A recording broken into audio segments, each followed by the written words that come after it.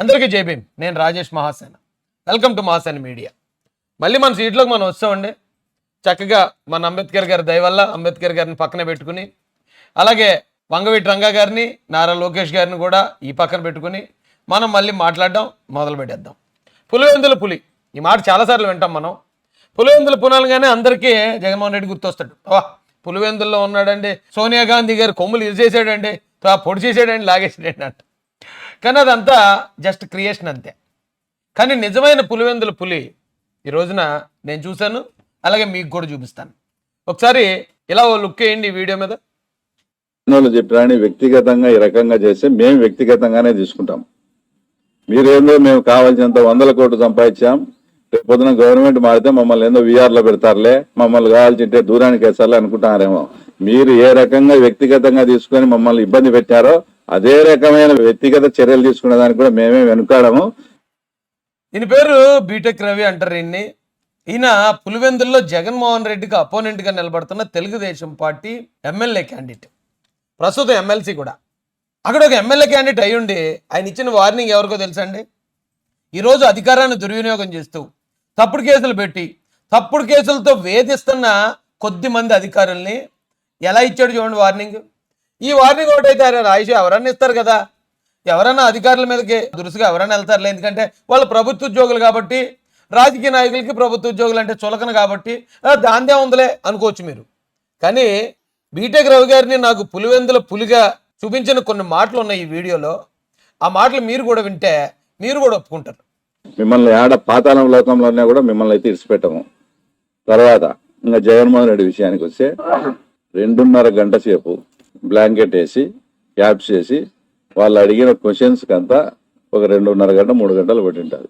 2.5 గంట సేపు point blank రేంజ్లో ఇట్లా నాకు టచ్ అయితే ఉంది, ఇట్లే పెట్టినారు పిస్టల్. 2.5 గంట సేపు రామకృష్ణారెడ్డి మాస్క్ వేసారట, బ్లాంకెట్ ఈయన మొన్న అరెస్ట్ చేశారు కదా, అరెస్ట్ చేసినప్పుడు అనుకుంటా మాస్క్ వేసి బ్లాంకెట్ వేసి ఇక్కడ పెట్టాడు గన్ అక్కడ పెట్టి ఆయన ప్రశ్నలు అడుగుతూ ఉంటే అలాంటి పరిస్థితుల నుంచి బయటకు వచ్చి ఈయన మాట్లాడే మాటలేంటో ఒకసారి మీరు చూడండి. సిఐకి హ్యాండ్ ఓవర్ చేసినంత వరకు కూడా నువ్వు సమాధానం చెప్పకపోతే నిన్ను షూట్ చేయమని మాకు ఆర్డర్స్ ఉన్నాయంటారు. నాకు జగన్మోహన్ రెడ్డి నాకు తెలియక అడుగుతానా, ఏం షూట్ చేస్తాం చంపుతా అంటే ఏం నేనేమన్నా అనాథ నా కొడుకు అనుకున్నారా? నాకు 2 తమ్ముళ్ళు ఉన్నారు, ఒక బాబాయ్ ఉన్నాడు, ఇంకా రెడీగా మా అబ్బాయి ఉన్నాడు. ఏం ఇంకోటి తర్వాత రాజారెడ్డి ఏం హార్ట్ అటాక్ వచ్చి చనిపోయినాడా? రాజారెడ్డిని చంపుతేనే ఆయన చంపమన్నాడు. పులివెందుల్లోనే ఉంటూ తన ప్రత్యర్థి ఒక ముఖ్యమంత్రి అని తెలుసు కూడా, 150 మంది ఎమ్మెల్యేలు ఉన్నారని తెలుసు కూడా అతను క్రూరంగా ప్రవర్తిస్తాడు. అతను తలుచుకుంటే ఏమన్నా చేయగలడు. ఎందుకంటే చూసాం చాలా సంఘటనలు, మనం వివేకానంద రెడ్డి గారి విషయం చూసాం, ఇంకా చాలా సంఘటనలు మనం చూసాం ఆల్రెడీ. ఏమన్నా చేయగలడు. కానీ అలాంటి పరిస్థితుల్లో కూడా ఏమంటున్నాడు చూడండి సీఎం జగన్నే డైరెక్ట్గా, నేనేమన్నా అనాథ నాకుండా అనుకున్నా, నా వెనక తిరిగి ఎంతమంది ఉన్నారు, నాకు ఇక బంధువులు ఉన్నారు, నాకు కొడుకు ఉన్నాడు అని డైరెక్ట్గా పులివెందుల నుంచే ముఖ్యమంత్రికి సవాల్ విసురుతున్నాడు. అంటే పులివెందుల పులి ఈయన, లేకపోతే అధికారాన్ని అడ్డు పెట్టుకుని పోలీసులతో తప్పుడు కేసులు పెట్టించే జగన్మోహన్ రెడ్డి?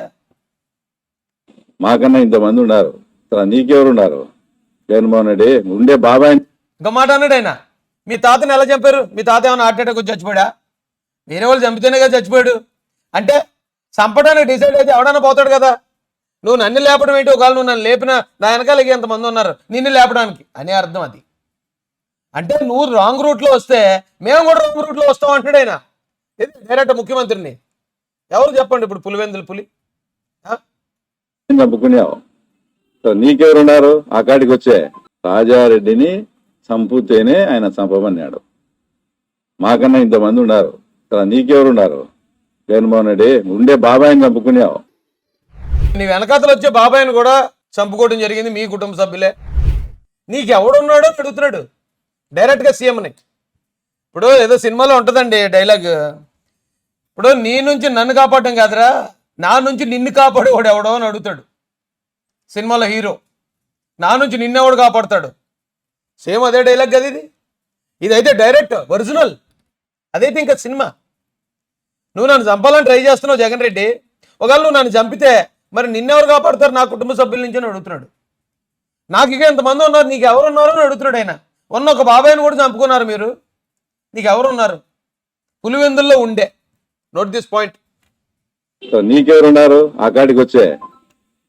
ఇట్లా పోలీసులను అడ్డ పెట్టుకొని పోలీసుల చేత మా మీద ఇంకా నీకు నన్ను అడ్డు తొలగించుకోవాలా? మీరు పెద్ద కుటుంబం అంటున్నారు కదా, వయసు కుటుంబం, ఒక 5-6 మందిని పంపించి రవిని లేపేయమని చెప్పు ధైర్యంగా, మగోని మాదిరి. అంటే డైరెక్ట్గా ఏమంటాడంటే దా కొడుచుకుందారా, నువ్వు ఎంత పోటుగాళ్ళు, మీరు ఎంత పోటుగాళ్ళు నేను చూస్తాను, మీరు నిజంగా అంత పోటుగాళ్ళు అయితే రండి తెలుసుకుందారండి, కొడుచుకుందారండి అంటాడు. అరే రే రే, పులికన్నా ఎక్కువ నన్ను బీటెక్ రవన్నా, నేను ఫెదా అయిపోయాను నీ మాటలకి. ధైర్యం బొక్క, బతికెంతన్నా వేళ ఉన్నవాడు రేపు కనుమరుగు అయిపోతున్నారు. ఎప్పటికన్నా ఎవడన్నా చచ్చేదే, కానీ బతికినంతకాలం ఎలా బతికాం అనేది అది మాత్రం రిజిస్టర్ అవుతుంది. తోపు నువ్వు అన్న, సూపర్ అసలు.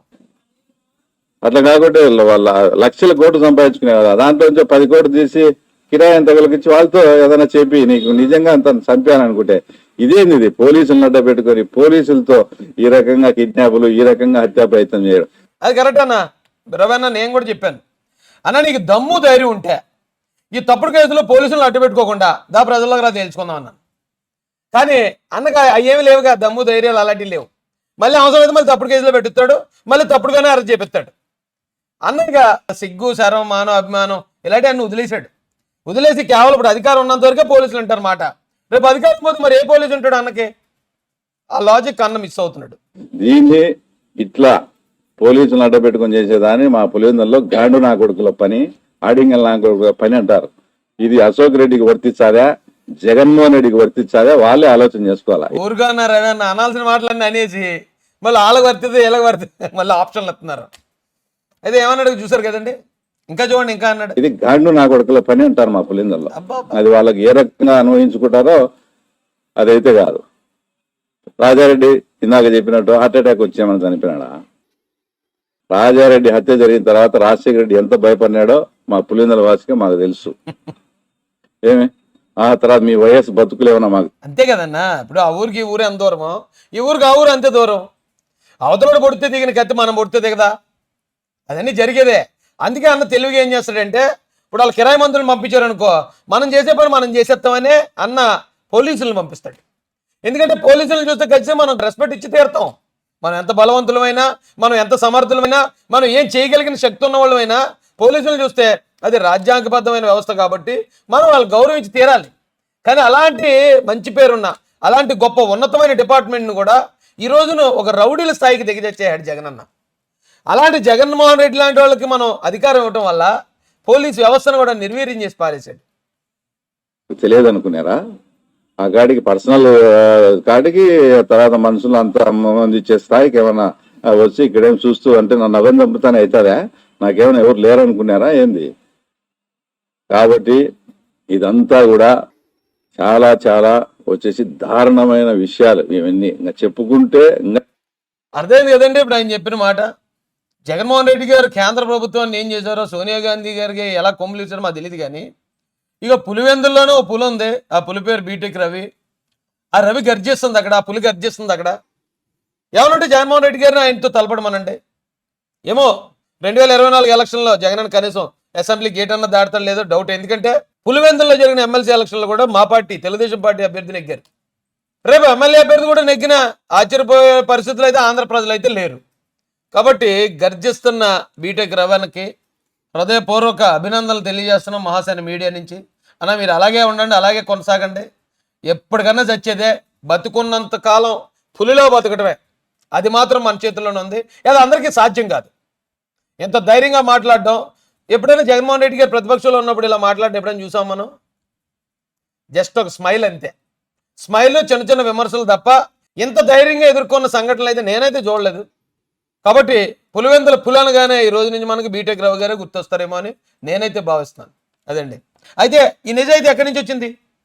ఈ నిజాయితీ తెలుగుదేశం పార్టీ ఇచ్చిన నిజాయితీ. ఆ క్రమశిక్షణ తెలుగుదేశం పార్టీ ఇచ్చిన క్రమశిక్షణ. ఎందుకంటే ఆయన వెనకాతలు ఏమి అక్రమ కేసులు, అక్రమ ఆస్తులు, లేకపోతే ఈయనేమి చేసిన లూటీలు లేవు కాబట్టి ప్రభుత్వాన్ని ఎదిరించి నిలబడుతున్నాడు. జగన్మోహన్ రెడ్డి గారు అలా చేయగలరా? ఇప్పుడు బీజేపీ ప్రభుత్వం మన రాష్ట్రానికి ఏమి ఇవ్వకపోయినా బీజేపీ ప్రభుత్వాన్ని ప్రశ్నించే ధైర్యం జగన్మోహన్ రెడ్డి గారిలో ఉందా? ఎందుకు లేదు అంటే ఆయన వెనకాతలో ఉన్న బొక్కలే కారణం. అలాంటి ఏమి తెలుగుదేశం పార్టీ నాయకుల వెనకాల ఉండవు కాబట్టి అధికార ప్రభుత్వంలో ఉన్న ఎంత బలవంతులైనా ఇదే ధైర్యంతో ఎదుర్కొంటారు. ఈయన ఇంత ధైర్యంగా మాట్లాడడానికి ఖచ్చితంగా తెలుగుదేశం పార్టీ ప్రభావం కూడా ఆయన మీద 100% ఉందని తెలియజేస్తూ జై భీమ్, జై భారత్, జై జై మహాసేన.